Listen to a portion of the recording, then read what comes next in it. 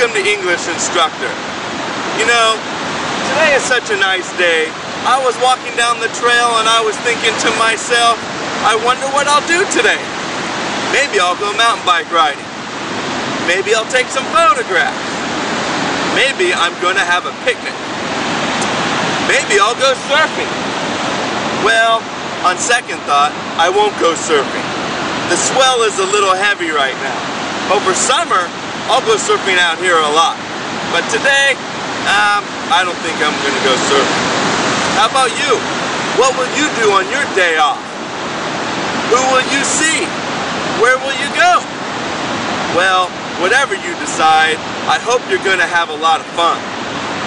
From the questions that I've asked and the sentences that I've made, can you guess what today's lesson is about? That's right. It's about the future tense. Let's take a look at some grammar points, shall we? Okay, let's begin. Today we are going to be studying the future tense.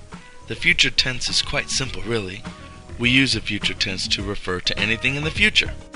For example, in a few minutes, tomorrow, next week, next month, next year. There are two basic forms for the future tense, will and be going to. Let's look at a few examples. Tomorrow, she will go to school. I think I will go to the movies tonight. He's going to go to work in a few minutes. We are going to go to Europe next summer. In the majority of cases, will and be going to have the same meaning. However, there are a few subtle differences worthy of noting. Let's have a look. We often use will when we decide to do something at the moment of speaking, something that is spontaneous. We often use be going to talk about future intentions, plans, or expectations. Hello. We interrupt your program, English Instructor, to bring you news and views. And while you're watching news and views, be sure to notice some of the vocabulary. You may even want to get a little help from a friend, a dictionary, or a teacher. Now, let's watch. Welcome to News and Views. What's your name and where are you from?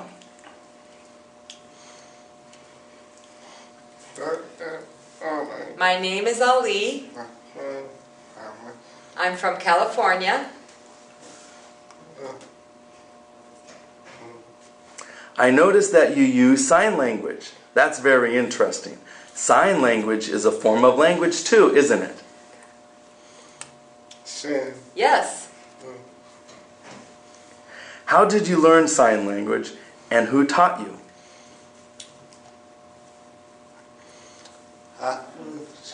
When I was just a child, I learned sign language. I had a friend named Emily, and she taught me how to sign. Do you consider yourself fluent in sign language, or are you still learning and taking classes? No, of course I'm fluent. Does your family use sign language too? Yes. You're also a college student, which I think is great. What's your major? What do you study? My major is sports, like park and recreation, and I really like to play basketball. Well, good luck. I'm sure you'll do very well in your studies. Thanks for appearing on News and Views. Okay, thank you very much. That was News and Views. I hope you had a chance to notice the vocabulary. Be sure to practice some of the vocabulary in your future conversations. Now, back to your regular program. That was News and Views.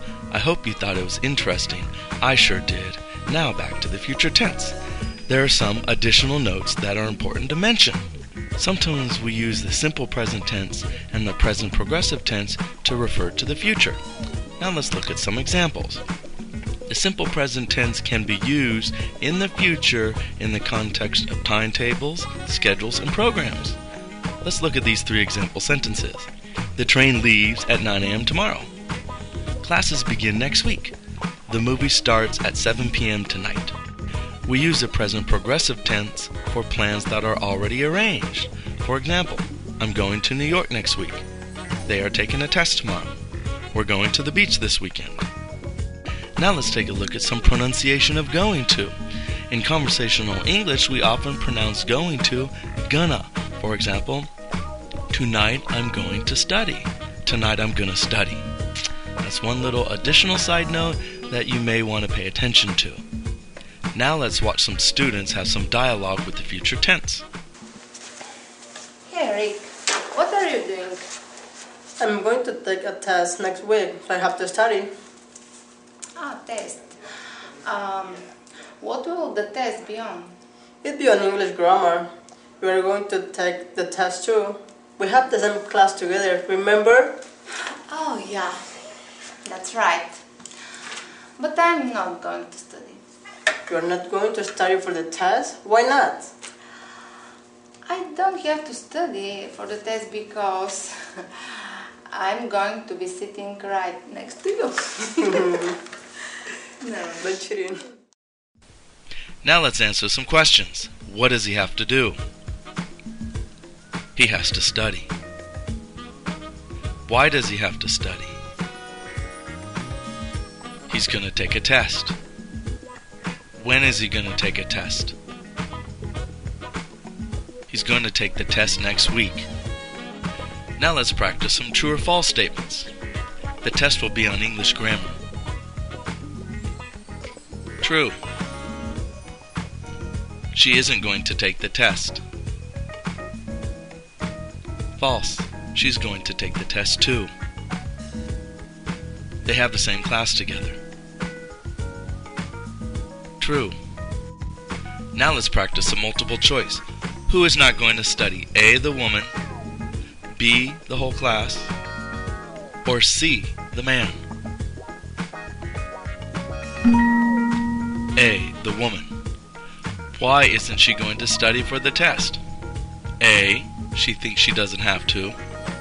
B, she already took the test. Or C, maybe the test will be canceled. A, she thinks she doesn't have to. Where is she going to be sitting? A, next to the door. B, in front of the class. Or C, next to the man. C, next to the man. Well, that concludes our lesson on the future tense. I hope you learned something. Whatever you plan for your next day off or your next vacation, I hope you're going to have a lot of fun. I also really want to thank all the guests, the actors, and the volunteers for appearing in this episode. Be sure to watch another educational English instructor video. I'll see you in the future. Bye!